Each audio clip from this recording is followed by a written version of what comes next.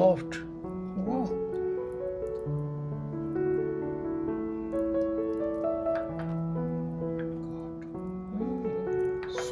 Super duper delicious, man.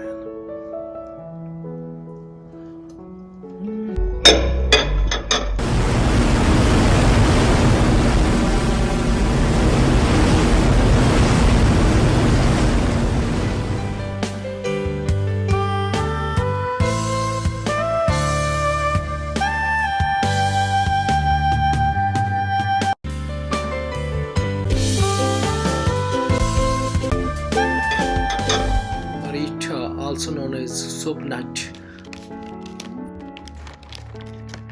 So we need to take around 3-4 Soapnuts or Reetha and crack them to take out their shells. Not need those.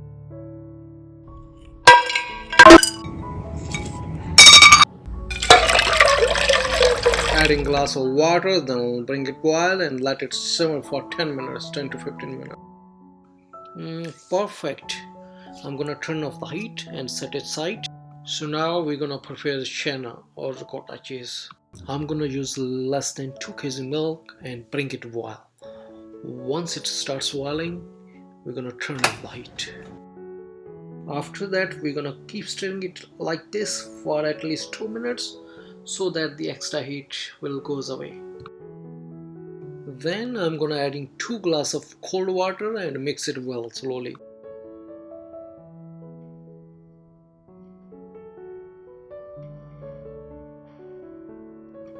Now it's a perfect time to adding vinegar at almost 3 or 4 tablespoons. Stir it again slowly and then we're gonna add again 3 more glasses of cold water, because that's the master key to keep the Chena soft and used.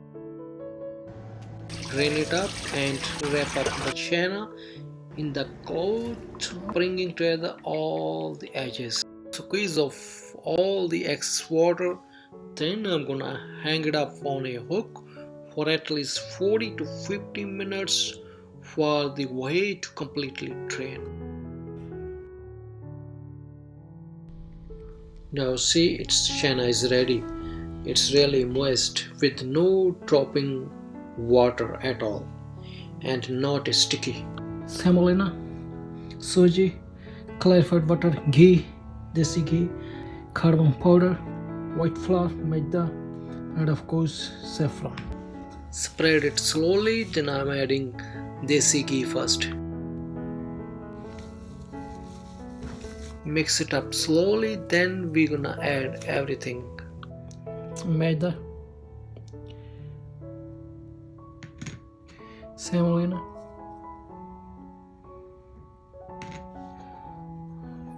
pinch of green cardamom cubes,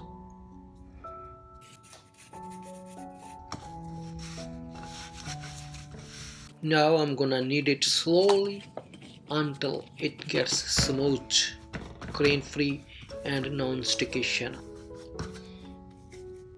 Now I'm gonna divide it to equal portions. After that, I'm gonna make balls and flatten them gently.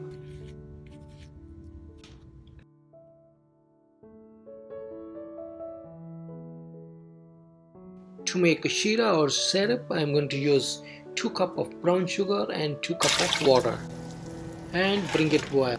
Then let it simmer until the syrup thickens into a single string.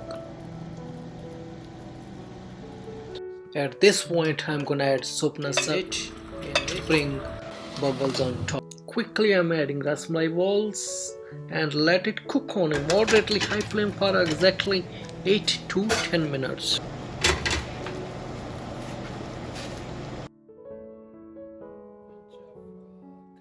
In between, I'm going to add green cardamom powder and saffron. After 9 minutes, I'm going to turn off the heat, taking out rasmalai and dropping into cold water. Look at this, really soft. Wow.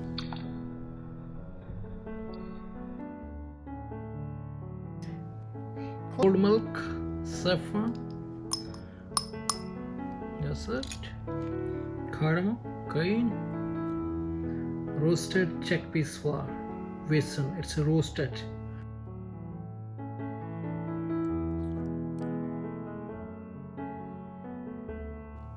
In a heavy bottom pot, I'm gonna add 2 pound milk, bring it well, make sure keep stirring it every 2 to 3 minutes and moving aside the malai or cream that comes on the top. After 15 minutes, I'm going to add this mixture into the rabdi.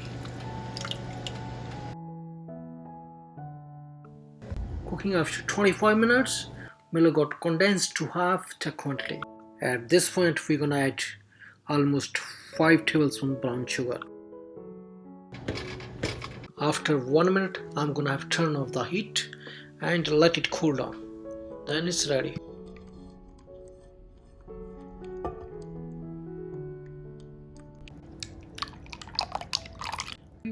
Now take the rasmalai and gently squeeze one by one and drop into the cold rabdi.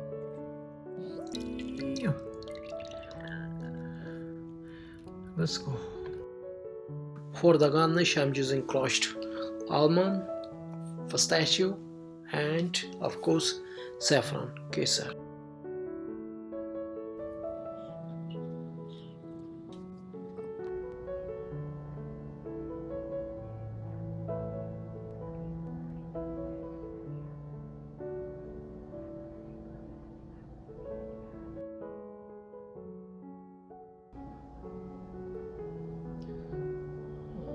Oh wow.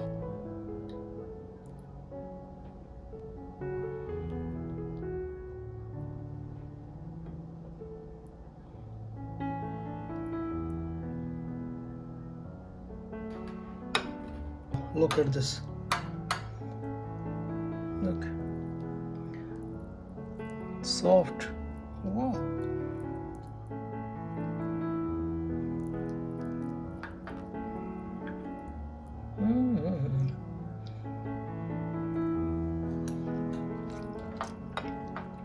Look at again. Look. Wow. Oh my god. Super duper delicious, man.